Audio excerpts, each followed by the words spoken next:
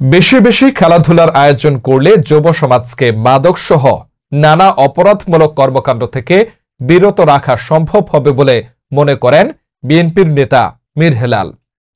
চট্টগ্রাম হাটহাজারীতে অনুষ্ঠিত শহীদ জিয়া স্মৃতি নাঙ্গলমোড়া আন্তঃফুটবল টুর্নামেন্টের ফাইনাল খেলা ও পুরস্কার বিতরণী অনুষ্ঠানে তিনি এই মন্তব্য করেন। বিস্তারিত ডেস্ক রিপোর্টে।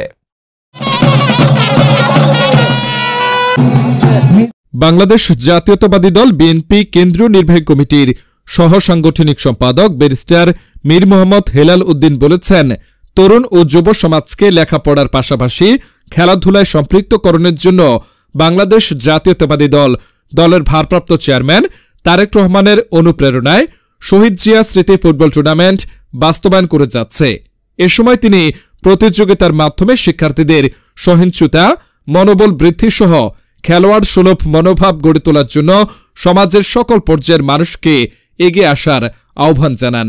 বুধবার বিকেলে চট্টগ্রামের হাটহাজারী উপজেলার নাঙ্গলমোড়া উচ্চ বিদ্যালয় মাঠে হাটহাজারী শহীদ জিয়া স্মৃতি সংসদ আয়োজিত শহীদ জিয়া স্মৃতি নাঙ্গলমোড়া আন্তঃফুটবল টুর্নামেন্টের ফাইনাল খেলা ও পুরস্কার বিতরণী অনুষ্ঠানে প্রধান অতিথির বক্তব্যে ব্যারিস্টার মীর হেলাল এসব কথা বলেন।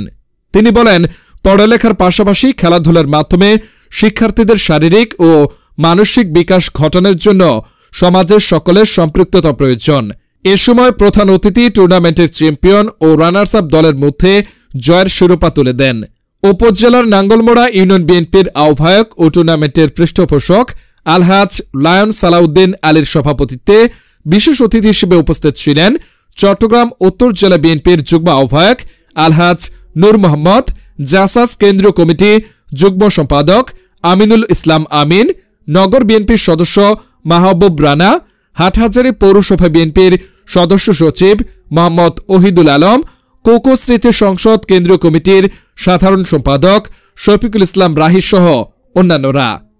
এর আগে ঢাক ঢোল পিটিয়ে ফাইনাল খেলার মাঠে গড়ায় সরার কামাল স্মৃতি একাদশ ও মনির আহমদ মাস্টার স্মৃতি একাদশের খেলোয়াড়দের সাথে সৌজন্যতা করেন প্রধান অতিথি সহ অন্যান্যরা। খেলা শুরুর প্রথমার্ধে 1-0 গোলে এগিয়ে যায় সরওয়ার কামাল স্মৃতি একাদশ।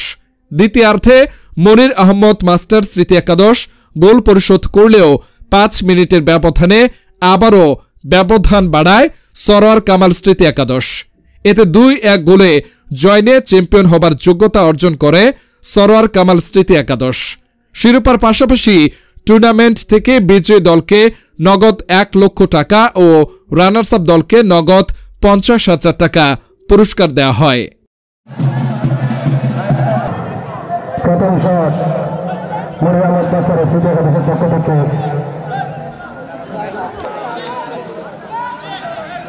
মনির আহমদ স্মৃতি একাদশ 10 নম্বর জাতীয় পরিহিত খেলোয়াড় মনির আহমদ মাস্টার।